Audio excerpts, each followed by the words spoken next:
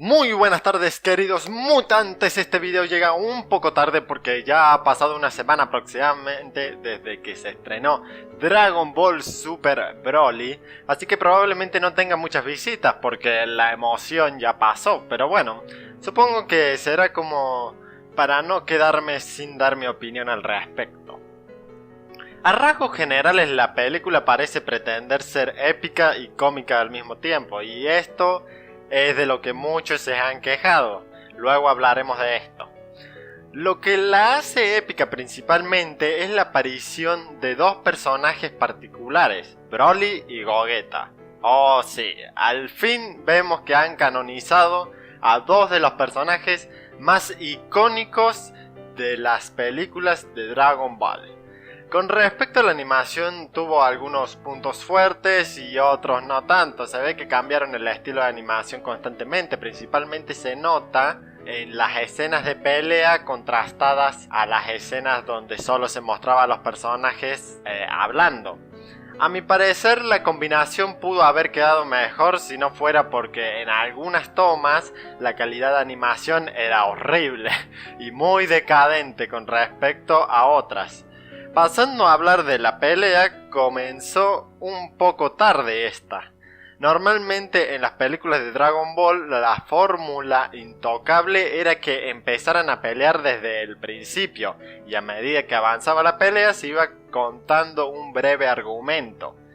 Esta vez no fue así. El comienzo de la película contaba el argumento, nos mostraba una historia de cómo es que llegó a que los personajes se cruzan sus caminos y se terminen dando trompadas para matarse.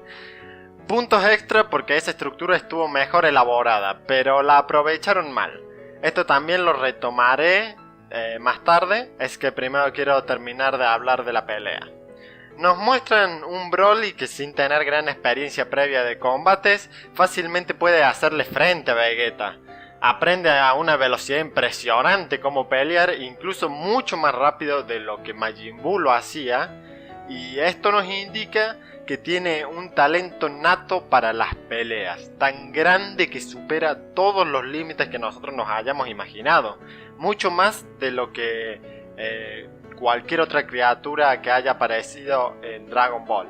Al principio se encuentran en una batalla con Vegeta, que al dar todo lo que tenía se da cuenta que no podía derrotarlo, o algo así, porque se rindió muy fácilmente Vegeta, y después llega Goku con un poder inferior al de Vegeta, porque Vegeta estaba luchando en fase Dios y no pudo vencer a Broly, y Goku viene así nomás y pelea bastante parejo contra Broly, y hasta que este lo termina superando porque su poder aumentó considerablemente al transformarse en Super Saiyajin. Eso fue horrible, lo nerfearon para que peleara contra Goku en ese momento o qué. Y luego de que le metieron un par de trompadas a Goku, dice algo así como: ¡ay! Es demasiado fuerte, tenemos que fusionarnos, Teo. Es decir, esta vez parecía que ni esperaban para darse por vencidos. Normalmente lo que estaba bueno en la fusión es que era el último recurso a tomar, la última técnica a la que solían recurrir. Pero en la película ni se esforzaron contra Broly y recibieron un par de cachetadas y ya querían transformarse en Gogeta. Y lo peor es que se fueron dejando a Broly contra Freezer, porque Broly estaba fuera de sí y se puso a pelear con Freezer porque estaba de cruzada. Y para poner otro momento ridículo sin gracia, estuvieron una hora boludeando para hacer la fusión, cuando Broly pudo haber destruido todo sin ningún problema, ¿no? Durante esa hora. Ah, pero tampoco nos olvidemos del pobre y patético intento de querer imitar la escena de la primera vez que se fusionaron en Bellito. Porque Vegeta se hace el enojado y orgulloso de nuevo, no quiere fusionarse, lo convencen con Bulma, fin. Solamente que esta vez era más absurdo porque fue muy apurado y repetitivo. La cosa es que terminan volviendo como Gogeta a la batalla después de una hora. Lo recaga a palo a Broly, se vuelve a transformar para aumentar su poder. Gogeta hace lo mismo y le gana. Pero en otro lado, Bulma Verde pidió un deseo para salvar a Broly, exigiendo que lo transportaran a su planeta de nuevo justo antes de que Gogeta lo mate. Yo digo, ¿cómo es que una armada permite que le roben los artículos más preciados por su líder? Encima eran 2 lacayos de bajo rango, porque si hubiesen sido de un puesto muy elevado, podría entender cómo es que los demás le permitían tener acceso a las esferas del dragón, escaparse con ellas y encima secuestrar a alguien de alto rango para que de paso puedan pedir su deseo. Pero tengamos una mejor idea. Permitamos que estos traidores sean amigos de Broly para que después tengamos aliados que controlen a Broly. Esta fue la peor excusa que se pueden haber creado para justificar que los hombres de Freezer no vayan a cazar la cabeza de los traidores. Habían 100 argumentos mejores, pero eligieron uno terrible y patético. Encima después aparece Goku frente a Broly y después de unos segundos son amigos. A pesar de que lo intentaron matar hace unos pocos minutos. Hubo montones de errores más dentro de la batalla, como que después de que pasa el efecto de la fusión, uno no puede fusionarse inmediatamente, sino que debe esperar durante un tiempo para poder volver a fusionarse. También estuvo la ridícula forma en la que usaron la muerte de Paragus, el papel tan innecesario y secundario que ocupó Freezer. Y esto me lleva a hablar de la primera parte de la película, esa donde muestran el desarrollo de los personajes entre comillas, y se puede ver que Freezer cada vez es un villano menos relevante, se está transformando en el Dr. Egg.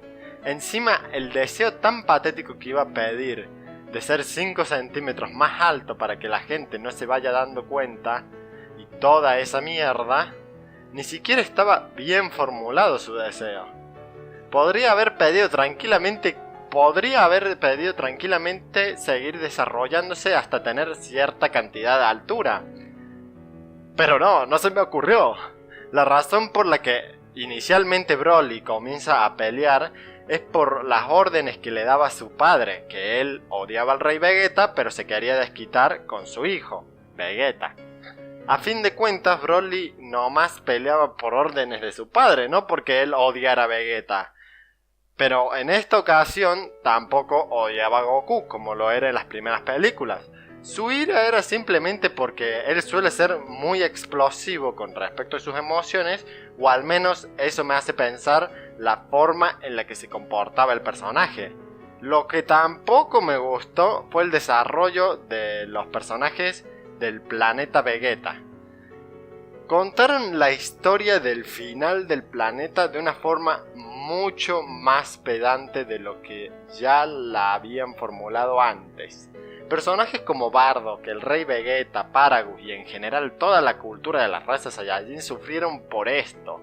Fue muy mal contado y lo hicieron mucho menos serio y realista de lo que había sido antes.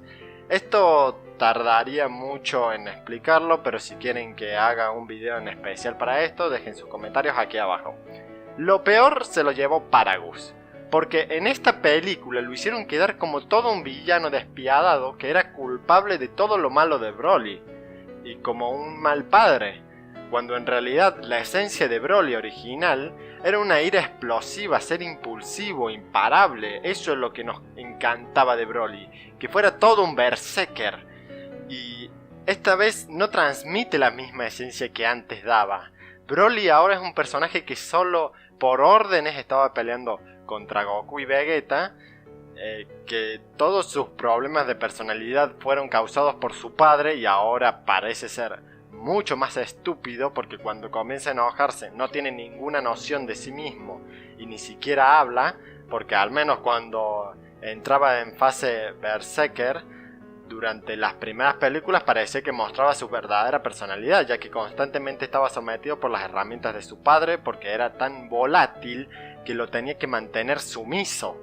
Es decir, lo que transmitía en las anteriores películas era un Broly que, si bien digamos al principio no hablaba y simplemente mostraba algunas señales de ira a veces, era que Broly en realidad no es que fuera que no hablara, sino que no podía expresarse con libertad porque realmente él era un demente, tenía muchos problemas mentales.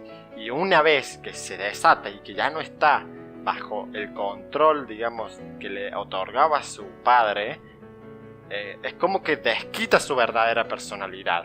Ese era el verdadero Broly que nos gustaba, pero en esta ocasión no fue así. Es obvio que las películas anteriores de Broly tienen una cantidad de errores innumerables, pero esta en particular destruyó al personaje tal y como lo conocíamos. Sin embargo, la película estuvo bastante aceptable porque toda la crítica que hice hasta ahora fueron comentarios muy exigentes que intentan comparar al Dragon Ball de antes con el de ahora, esperando que sea una serie mejor de lo que fue en antaño. La verdad es que muchos de estos errores que nombré son estrategias hechas a propósito porque la serie está dirigida para llamar la atención de los más pequeños, tratando de atraer nuevos públicos. Eso fue Dragon Ball Super, incluyendo todas sus películas, y me refiero a esta también. Por eso debo decir que es aceptable algunos de esos momentos cómicos que se mostraron y sus enseñanzas forzadas de la amistad. Este video se podría hacer mucho más largo, pero creo que esto podría dar un resumen de mi opinión. Lastimosamente la serie ya no está hecha para nuestro disfrute, sino que, siguiendo las reglas de cualquier otra empresa capitalista, intentan atraer a nuevos públicos independientemente de su colaboración al arte. Lamento haber tirado mi dinero para ver esta película, pero de todas formas voy a ser el primero en ir a comprar la entrada al cine para ver Broly 2 para seguir quejándome de lo mala que está. Porque Goku es infancia.